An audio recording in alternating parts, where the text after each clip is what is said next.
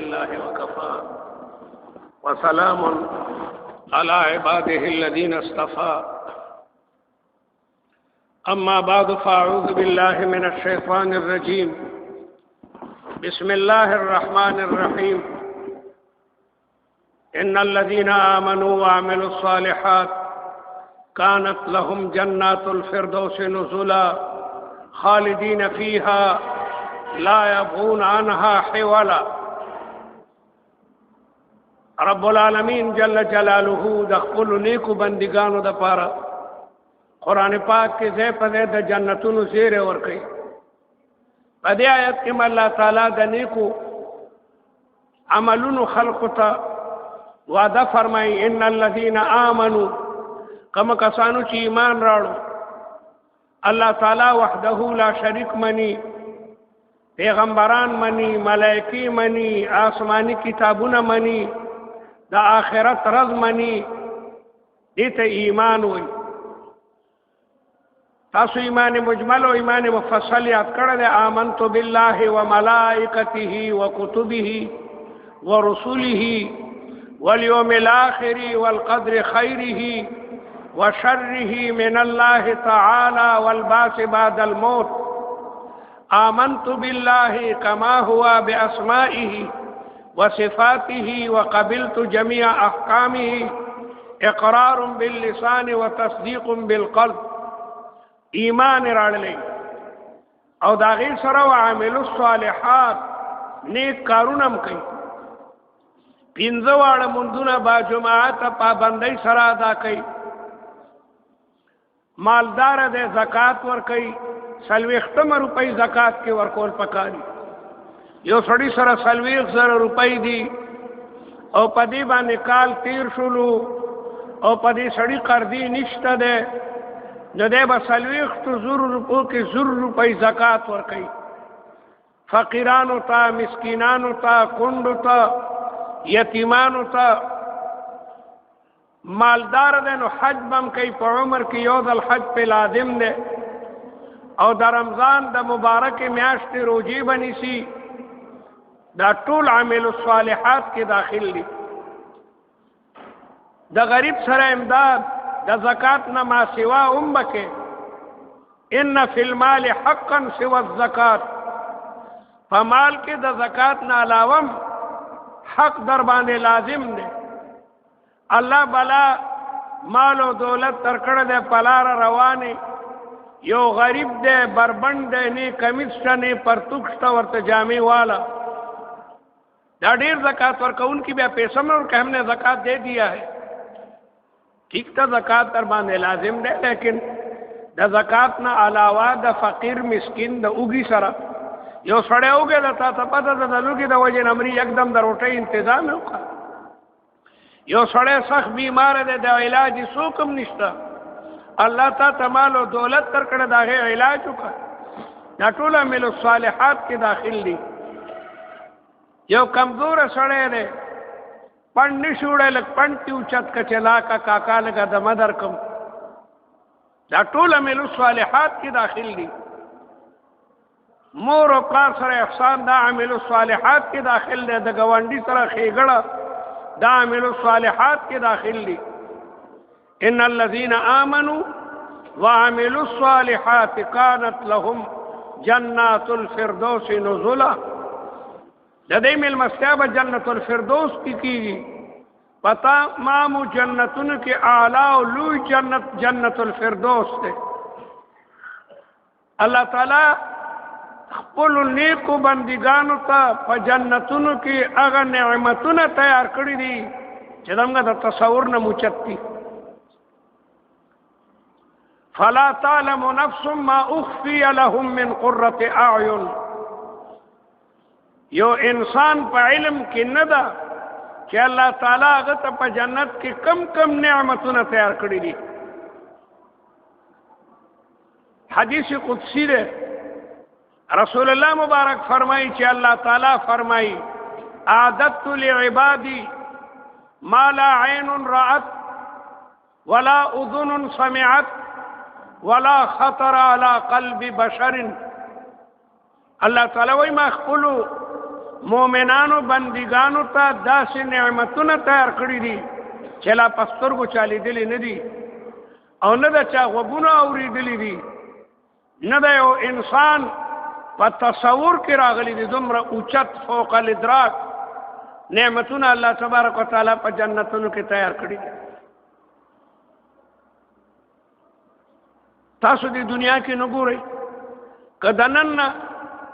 50 کاله مخکې یو سړی مړ دی او هغه را ژوندی شي هغه ته څوک دا وایي چې کاکا خبر نی اوس خو د دنیا د ګوټ خبر په یو منټ کې را رسي به نه مني پخوا به د یو ملک نه خط څومره موده کې راتلو پته به نه لګېده زه په خپله چې حج ته تللی وم د 65 او 66 میز کې نو ما به هره هفته خط را لېږلو هره هفته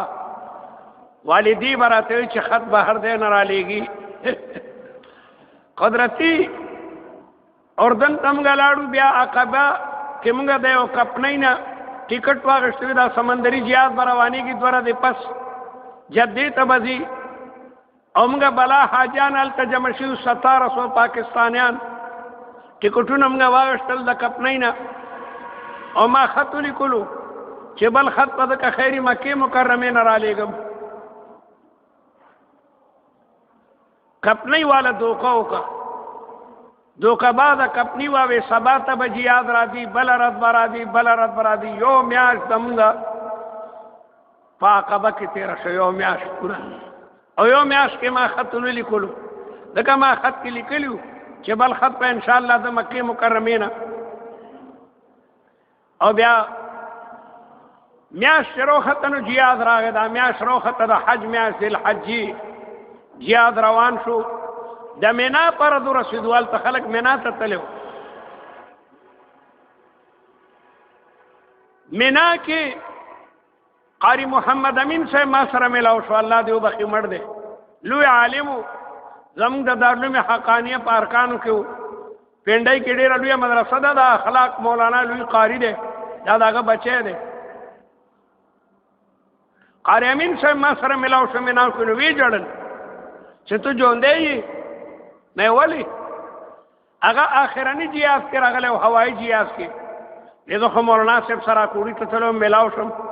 والد صاحب دره ای خو ټول خپه او هغه جړل چې د سړي ډېره موده شو خط نه درغله معلومیږي مړ دی ورته غوسه شو قاري صاحب دې شابه خط لیکه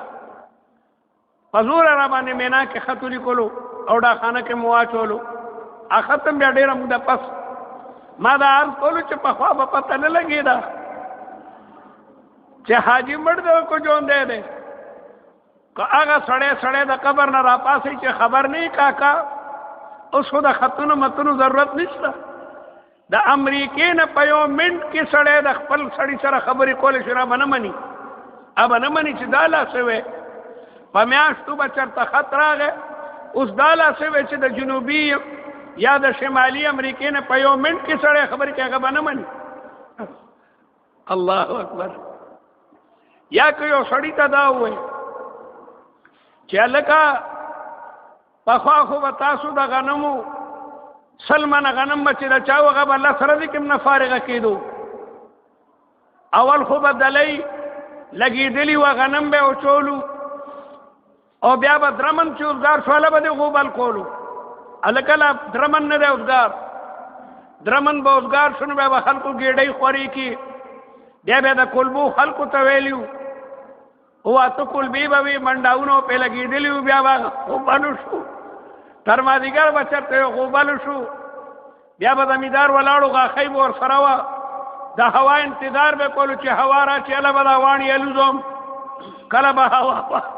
کله به نه وه په دې سرو غرمو کې به د زمیندار واڼې ته پراتو چېرته 12 ورځو کې به 100 منه غنم یو سړي خپل کور ته دننه کړل اوس که یو بابا ته وایي چې خبر نه اوس 100 منه غنم 5 غنټو کې چې کوم دی نو هغه سوتره شي وایي نه یاره یعنی ډېرې خبرې چې نن نه 50 کاله مخکې نظري وي چې چا په سوچ او سمت کې نه راتلي لګیا د زمانې دومره لویه ترقي وکړله پخوا به چرته غوښل افته کې یو ځل چا راړله اوسې لکه ویل که د یو غوښې نه خلک 100 قسمه طعام تیاروي او اخلی پخلی کو یکدم کېږي. پخوا خو د لرګو زمانه به وه، لرګي به چې لالوندم وو، ښځې به څومره ساعت کې اور بلولو، بیا په هغې اوس خو سوي ګیس ته یو منټ کې هر څه تیارېږي. دې ته خلک پخوانی حیرانه کېږي چې دا لاسې وی. پخوا به چېرته جنګونو کې توره استعمالېده، زغره به استعمالېده، په لویو لویو جنګونو کې به چېرته یو څو تنه مړه شو، خلک ویل که دومره کسان. اوس په یو ایټم بم ټوله دنیا لګیا دی فنا شي. ما دا عرض کولو چې نن نه 50 کاله مخکې چې کومې خبرې نظري وي د چا په فکر کې نه راتلي، نن هغه تاسو په خپلو سترګو باندې باقاعده ګورئ. یو سړی نه وی چېرته ګاډی وکتو، ریل ګاډی میلمه و د هغه وطن کې ګاډی نه وطن ته لاړ وي، قسم په خدای داسې ملک ته تلم هلته مکانونه ځان ته ځغلېدل، کمرونه مکانات وي سټ پکې وو، ثابت مکان. همغه د کوړي ته ریډیو راغلی ما ته ښه یاد چې موږ واړو په دې اډه کې یو هوټل کې نه یو سړی د دې میرې راغلی، هغه ورته ولاړو حیرانه، یې قسم په خدای څوک پیری به پکې کېنولی، څوک سړی به پکې کېنولی دی چې ډېر په تعجب کې سوچتو کې د دې مېرمن هوټل څه دا خو ډېر سپک دی، دا پکې څه دي. ما دا عرض وکړو چې الله تعالی وایي اعددت لعبادي، ما خپلو بندګانو ته تیار کړي دي ما لا عین رأت، چې د چا سترګو نه دي لیدلي، ولا د جنت خبرې چې خلک کوي د خلکو دماغ ته نه راځي.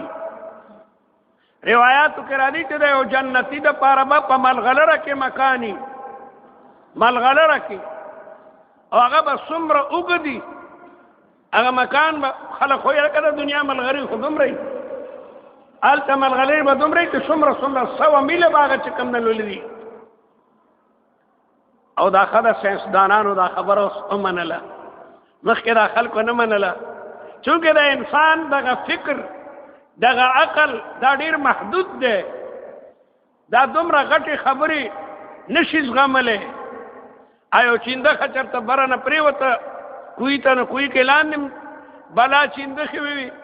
دې بهرنۍ چیندخې فریاد شروع کړو چې وایي د ډېرې لوی دنیا نه را پرېوتم. نو هغه کوی کې چې کومې چیندخې وي نو ولې ستا هغه لویه دنیا به د دې کوی په نیمه باندې وي؟ دې کنجرې هغه ډېره لویه دنیا ده. وی د دې کوی عمره به د کوی پیدا شوي، هغې چیندخې ته کوی لویه دنیا ښکارېده. نو خلکو ته د جنت خبرې چې کېږي نو دا ډېر لوی تعجب ګڼي، لیکن ساینسدانان وایي چې د ځمکو او سپوږمۍ په سیاراتو کې ډېرې وړې سیارې دي، او نور د هغې نه لوی دی، او د نور نه لوی لوی ستوري چې کوم نه موجود دي. بعضې ستوري داسې دي چې کله نه پیدا دي د هغې رڼا له ځمکې ته را رسېدلې هم نه ده. اندازه ولګوئ چې څومره کائنات دي، څومره کائنات دي. د دې یو اسمان نه بل اسمان ته د 500 کالو لاره ده، دا د چا ذهن ته نه راتله، لیکن ساینسدانان یې اوس مني. ځکه هغوی د رصدګاهونو په ذریعه معلوموي چې په اربونو ستوري دي، او بعضې ستوري د دې دنیا نه او د دې سپوږمۍ نه هم چې کوم نه هغه غټ غټ دي، او د بعضې ستورو رفتار فی ګنټه 60,000 میله دی، او چرته م یو ستوری د بل ستوري سره اکسیډنټ نه ده کړی. للشمس ينبغي لها ان تدرك القمر ولا الليل سابق النهار وكل في فلك يسبحون. پیغمبر علیہ الصلوۃ والسلام صحابو چې خندق کنستو او کافران په ډېر کثیر تعداد کې راغلیو چې مسلمانان به ختمو، او د یهودو د مدینې سره پټ سلام مشوره کړې وه. د مکې کافرانو وی دا سړي خو به موږ ختم کړو، د شپې راشئ، د دوی کورونه خالی دي، دا زنانو بچي ورته تاسو قتل کړئ. او رسول الله مبارک د سلمان فارسی په مشوره د خندق د کنستو حکم وکړو چې کافران دشمن ډېر زیات دی، مقابله سخته ده، راشئ خندق وکنئ. په خندق کې چې مجاهد ناست دي نو کافر پې نشي راخته. او هغه زمانه کې خو جنگ به دغه شو، د تورې به او د نیزو به وي، دا ټوپک او دا لانچرې او دا څیزونه خو نو صحابو ته خندق وکنئ. سیل یو وړوکی غر د مدینې منوره کې، د دې سیلې د غر نه تر خندقه پورې دا 3 میله مسافت دی. رسول الله مبارک په صحابو باندې ځمکې تقسیم کې چې دی دی نه دی دی پورې به ته خندق کني، د دی دی نه دی دی پورې به دا پلانکی کني. خندق کنستل شروع شو او یخني وه، او دې نه مخکې د قحط سالۍ کال تیر شوی و، صحابه اوږې تږي وو، خندق یې کنستو ډېر لوی تکلیف و. او په ژمي کې چې یخه هوام چلیږي، خندق یې کنستو. صحابه او رسول الله مبارک ته د خپلې وفادارۍ اظهار کولو یو قصیده ویلي چې نحن الذين بايعوا محمدا على الجهاد ما بقينا ابدا. مونږ هغه خلق یو چې مونږ د رسول الله په لاسو کې لاس ورکړی دی، مونږ ورسره قول او لوز کړی دی په جهاد تر څو چې مونږ ژوندي یو. رسول الله ته خپل وفاداری بیانوله چې مونږ هغه ملګري نه یو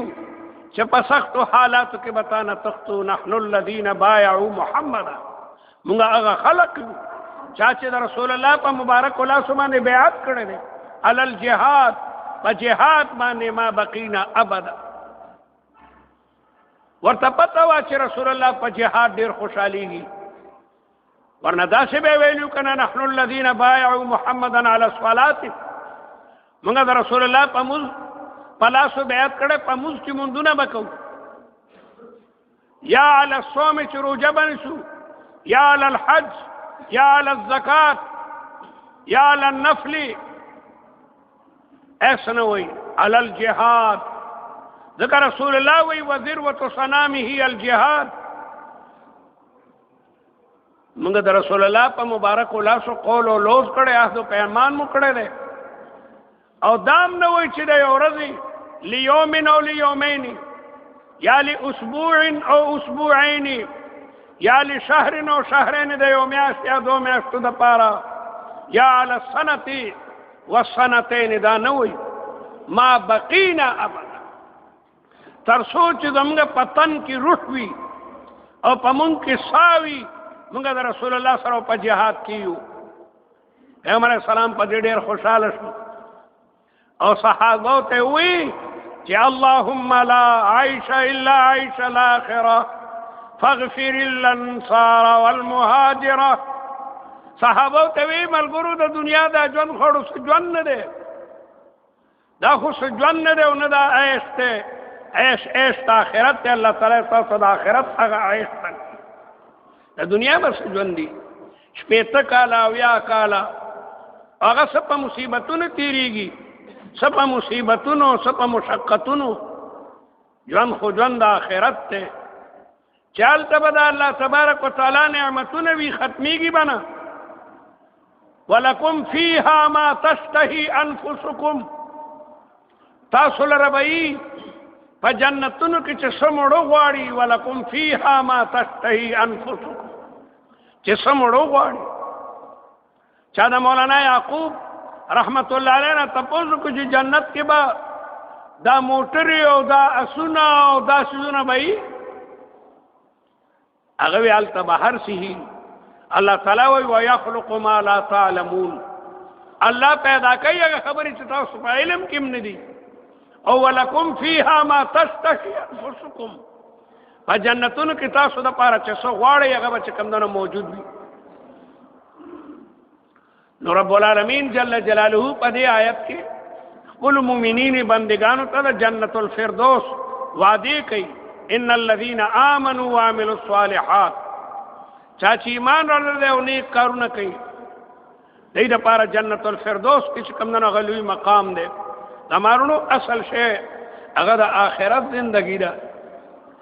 دا د دنیا تمام سيزونه دا بے وفا دي. ته چې کور کې یې او بیا د کور نه سکار د پاره په سفر دی، نو دا کور تا سره رواني.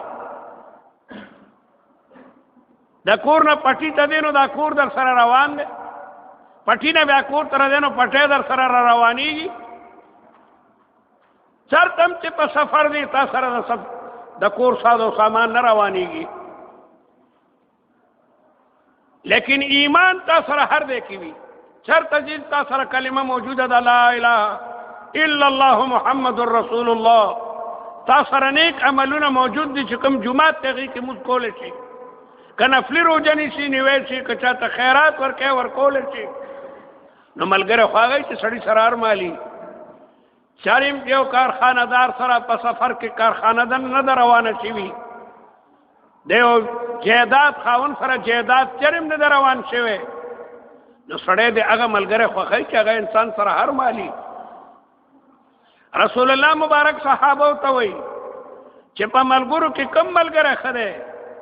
یو ملګری د سړي نه کور کې پاتې شي، بل ملګری سړي سره تر قبره دی، بل ملګری سړي سره په قبر کې ټولې وي. ملګری خو هغه ملګری دی چې سړي سره په قبر کې وي. دا کم ملګری چې سړي نه کور کې پاتې یا سړي کور دی، دا د سړي بنگله ده، دا د سړي دکان دی، دا د سړي کارخانه ده، دا د سړي موټرې دي او د دنیا تمام جاه و جلال، او چې تر قبر ځي هغه د سړي خپل خپلوان دي، او چې قبر کې هغه د سړي سره ایمان او عمل صالح. یو سړی ډېر مالدار راغی، په لکونو روپۍ ګټلې وي، حسن بصري ته پلان کې خو راغی، څه ډېر لوی دولت نه وي، عمر یې ورته څومره راړلی دی، عمر یې ورته څومره راړلی. حسن بصري وایي دومره ګټه چې ستا دا 50-50 کاله پې تېر شي، بس دومره ګټه. او که نه ته په حرامو جمع کې، په غلا جمع کې، په رشوتونو جمع کې، بچو ته نو دا به ستا د عذاب هغه ذریعه ګرځي، دا خو تا دپاره عذاب دی. والذین یکنزون الذهب والفضه، کم چې سره در او سپین در جمع کوي. نن سبا ډېر خلک سره علي، چېرې پته نه لګي که انقلاب راشي نو دوه سیره سره در خو به ځان سره ګرځولی شم. دیندار سره قیمتي کاڼي والي، بعضې وړوکې وړوکې کاڼې د 100 لکو د 25 لکو وي، هغه لګیا دی ځان سره ګرځوي. دا ټول سیدونه پاتې کېدونکي او فنا کېدونکي دي. الله تعالی وایي کوم کسان چې سره زر سپین زر مال او دولت او جواهر جمع کوي او زکات یې نه وباسي، دی ته به د دې سخته سزا چې کوم دی نو هغه میلاویږي. نو ما دا عرض کولو چې د جنت د نعمتونو یو انسان تصور نشي کولی، تصور د چا خواب او خیال کې هم نه راځي چې ښایي او جنتي ته به دومره لوی محلي، هغه به ټول د ملغلرو وي او د هغې به دومره میله اوږدوالی وي. هلته یو ونه ده، د هغې په سوري کې که یو سړی په اس سور شي نو دومره موده به د هغې سوري نه ونوځي. خلکو ته به دا ډېرې لوی نظري او ګرانې خبرې ښکارېدې، لیکن موجوده ساینس دا ثابت کړي چې دا د الله تعالی خدایي ده او هغه د دې نه هم زیات چې کوم دی نو وسعت او فراخي لري. نو رسول الله مبارک صحابو ته تسلي ورکړه چې ژوند د آخرت دی، د دنیا دا ژوند هېڅ ژوند نه دی. دا ګورئ څه ژوند دی، ملک کې لګیا دی، خلک جلوسونه وباسي، هړتالونه دي، عجیبه نخره ده. د دنیا په دې چوکو باندې لګیا دی، جګړه او رسکشي ده. د قوم همدردي چا سره هم نشته، چا سره هم غلطه خبره ده. کنې د پاکستان د جوړېدو څومره موده وشوه، غریب رس سره ده لګیا دی، غریبه کېږي، او مالداران لګیا دی اسمان سره خبرې کوي. دا لیډران ټول دروغجن دي، دا د قوم همدردي نه غواړي، د دې وجې نه دا عهدې غواړي که موږ غلا کوو، که موږ ډاکه کوو چې موږ ته به څوک وایي نه څه. دی کې د قوم همدردي قطعا نه ده موجوده. هر یو وایي چې کله به زه په کرسۍ باندې راشم چې د قوم وینه چې کوم ده نه واوسم. د غریب ته د ډسپلین او د سپرو ګولۍ نه میلاویږي، او د نوابانو بچي او د وزیرانو بچي د لندن او د امریکې په هسپتالونو کې لګیا دی، د هغې سپي لګیا دی، کوچ او پیرې وي خوري، او غریب بیا هم زنده‌آباد کې د ټولو نه مخ شي، زنده‌آباد او زنده‌آباد او زنده‌آباد. غریبه دی چاته څه وکړي؟ ستا حل ما سوا د اسلام نه په بل څه کې نشته.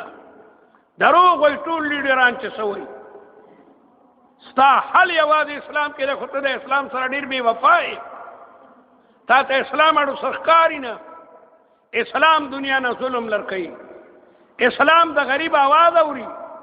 اسلام د یتیم په سر لاس دی، اسلام د کونډې او د مسکین خبرګيري کوي. اسلامی نظام وای دغه طالبانو 15 کال کې افغانستان کې ثابت تک چې اسلام دی ته طالبانو سره خو فوج نو، طالبانو سره خو پولیس نو، طالبانو سره د قرآن عظیم الشان دستور العمل مجال سچ چاغلا کړي وي. په دې 15 کالو کې چې کوم ازمکه د طالبانو زیر حکومت و ما خل د لسو یا د 12 غلاګورو لاسونه بس پرې کړی شو، چغلا به ثابت شو، غلب اعتراف کو نو لاس به تپری کو هغه به د ګردیز یا د غزنی په چوک کې ژوندو، چا غل د غلا تصور نشو کوله، چا قتل نشو کوله، یو څو قصاص او شل مجال سچ چا قتل کړي وي یا د قتل اراده کړي وي. اوس پاکستان کې افراطفری ده، پلان کې او تختولو، پلان کې او تختولو، پلان کې هغه کې مړ پیدا شو، پلان کې هغه فوج چې د ځان حفاظت نشي کوله، پولیس ته ځان غلوی شابه د نر بچیا دغه د وخت اغلا کوا، گاڑی تختوا، سړی تختوا. ہمارے پرب قسمی چې د اسلام نه بغیر پاکستان کې امن قطعا نه راځي. الله تعالی ولی پیغمبران را لګل دي د وجه چې خلکو کې به بی قانوني و، مالدار به د غریب وینس کلا، په انسان باندې به انسان ظلم کولو. پیغمبران به الله تعالی را لګل آسمانی هدایت په ورته ورکو، پیغمبرانو باندې باقاعده آسمانی کتابونه برالن، او بیا چې ظلم انتها ته رسیدو، انتها ته نبی رسول الله تعالی رحمت للعالمین صلی الله علیه وسلم راولې ګلو، محمد مصطفی صلی الله علیه وسلم راولې ګلو، او د قران عظیم الشان دستور العمل ورته ورکړو. زموږ طالبانو کتابونه وای د غړې د معنی د حماسی سبع المعلقات او نور بلا قصیدې دي چې هغه نه دي چاپ، ا د کافرانو د شاعرانو قصیدې دي، پاګه کې هغه فخر کوي چې مونږ ته پردې سړې ملاو نشو، موږ په خپلوانو باندې بیا لوټه چو دغه نارسه تختو پرې به فخر کولو چې مونږ ته پردې ملاو نشي، مونږ به په خپلوانو باندې سب خون کو د سپې پراشو دغه نه اوخانو هر څو تختو پرې به فخر کولو، فخر به کولو. زمانی کې حمار ده، زمانی کې کلب ده، پرې به فخر کولو. اسلام راغه د امن او د عدل قانون ورته وړاندې کړلو، خلکو به ژوندۍ لوڼه په قبر کې خخولي. قرآن دا غي ذکر کوي وَإِذَا بُشِّرَ أَحَدُهُمْ بِالْأُنثَىٰ ظَلَّ وَجْهُهُ مُسْوَدًّا. یو سړی ته به چې دی وی لور دی شو، دا رنګ به تک تور شو، په لور به دومره بد ګڼل، لور دی شو دا رنګ به تک تور شو. حیران به که لور پرېدم نو پښتو مې خرابېږي، خلک وایي څنګه پښتون د لورې ښه نه کا، او که ښخومه نو هم مړه مې مجبورن به هغه لور پورته کو، ګنټۍ بیلچۍ به یې وړو، مقبره کې به ورته یو ډوغل وکړو، نو ستو ژوندۍ لوره به یې دقسې ایمسکه، آیا زه دغسې دا لور پرېږدم، ام یدسه فی التراب، او که خاورو کې ورومنډم. قرآن دا غي بل بیا ذکر کوي وَإِذَا الْمَوْءُودَةُ سُئِلَتْ. الله وایي دا وړې وړې جینکۍ په قبرونو کې مخه خوي، او ورځ را روانه ده د قیامت، په هغې کې به الله تعالی دې وړو جینکو نه تپوس کوي بچی تا جرم شو چې ته پلار ژوندی دغسې خښولې. د معصومې ژبې نه به الله تعالی پیغام اوري، پلار ته به یې نو چپ شه خنزیره، تا خو ژوندی لور ته به وایي تاسو چا به وایي چې زما پروردگار زه خو ایله دنیا ته راغلی وم، زما پجامه خو د جرم څه داغ هم نه و لګېدلی، زه خو بېګناه دغې پلار قبر کې ښخه کړي یم. په ښځو به ظلم کېدو، په غلام به ظلم کېدو، په انسانیت ظلم کېدو، او د روم بادشاهي وه سپر طاقتو، او د ایران سپر طاقتو، دې طاقتونو به دا واړه قومونه ځان ته خوړل. لکه نن سبا امریکا سپر طاقت دی، او لګیا د امریکا دا دنیا وینې تویې لګیا دی امریکا په عراق کې د مسلمان وینې تویې امریکا په فلسطین کې د امریکې په وینا یهود لګیا دی دا ظلمونه کوي په منټونو سکونټونو کې څومره سوه خلک چې کوم دنو هغه شهیدان شي په افغانستان کې لګیا دی سپر طاقت چې امریکا د لګیا دی د مسلمان وینې تویې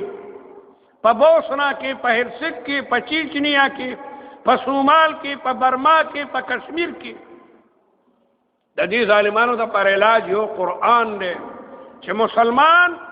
په قرآن باندې یو شي دا شپږ 50 اسلامي ملکونه او د جهاد میدان ترو دي نو نن به دا کافران ځان ته چې کوم دنو تختیدلی رسول الله د قرآن په زور د قیصر او د کسرا لوی حکومتونه تس نس کړل او په دنیا کې د امن د عدل د روادارۍ د غریب پرورۍ د همدردۍ نظام چې کوم دنو قائم کو کافران به ځان ته مسلمانې دل چې مذهب خدا مذهب دی پاکستان چې جوړ شو په کراچۍ کې مولانا شبیر احمد عثماني رحمت الله علیه جنډه پورته کړې وه او په مشرقي پاکستان کې مولانا ظفر احمد تانوي رحمت الله علیه د قرآن مجید آیاتونه وي او د رسول الله حدیثونه وي او د خدای شکریه ادا کړه چې خدایا تا په موږ ډېر لوی احسان وکړو تا مسلمانانو ته بل ملک ورکو مغربي پاکستان او مشرقي پاکستان او بیا مولانا شبیر احمد عثماني قوم ته فوج ته پولیس ته په خپل خطاب کې وي چې سوچه مسلمانان شي قرآن زده کوي او حدیث زده کوي دین زده کوي په دې ملک اسلامي نظام جاری کوي ظالم د ظلم نه منع کوي غل د غلا نه منع کوي ډاکمار د ډاکې نه منع کوي جماعتونه په مندونو باندې ډک کوي چې د دنیا نور کافران هم راځي او د مسلمانانو دغه عدل ته ګوري غیب هم اسلام راړي اسلام کې دومره لوی عدل دی دا اسلام چې دنیا کې خور شوی دی دا د خپل عدل په بنیاد باندې چې کوم نه خور شوی دی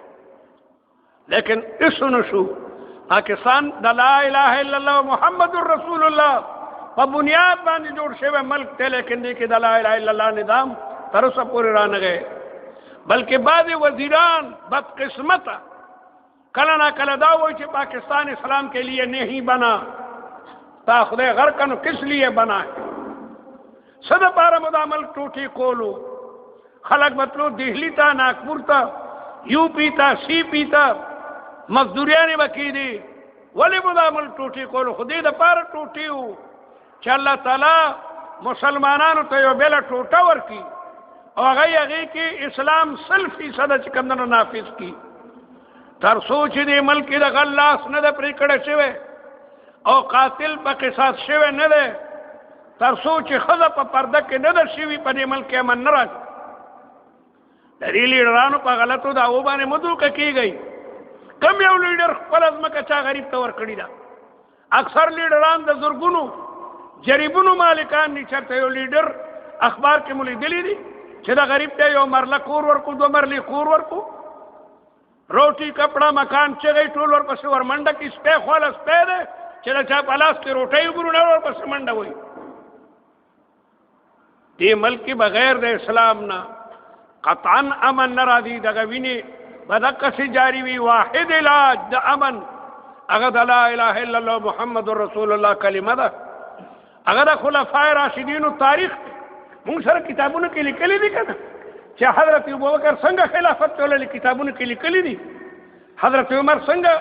نظام چولولی دی ملکونه به ځان ته فتح کېدل چې د هغې انصاف به کتو د حضرت عثمان او د علي المرتضی او د حضرت معاویه او د عمر ابن عبدالعزیز او بیا د عالمگیر نظامونه باقاعده کتابونو کې موجود دي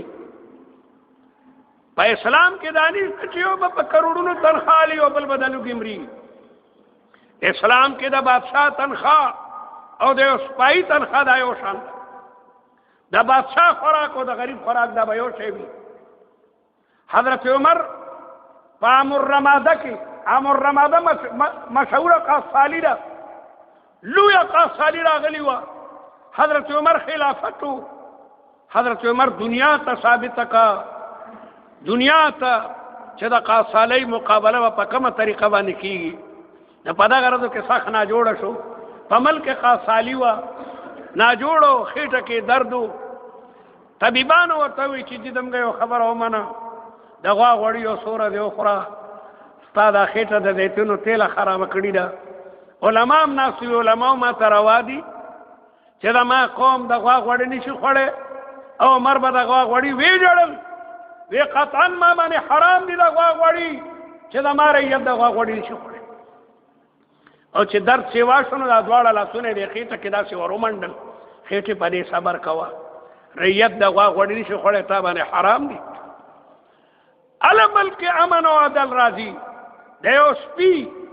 لګیا د کوچ او پیرې وې خوري او بل د لوګي نه مري داسې ملک کې چرم امن نه راځي او رسره د ملک لګیا د ټوټې کېږي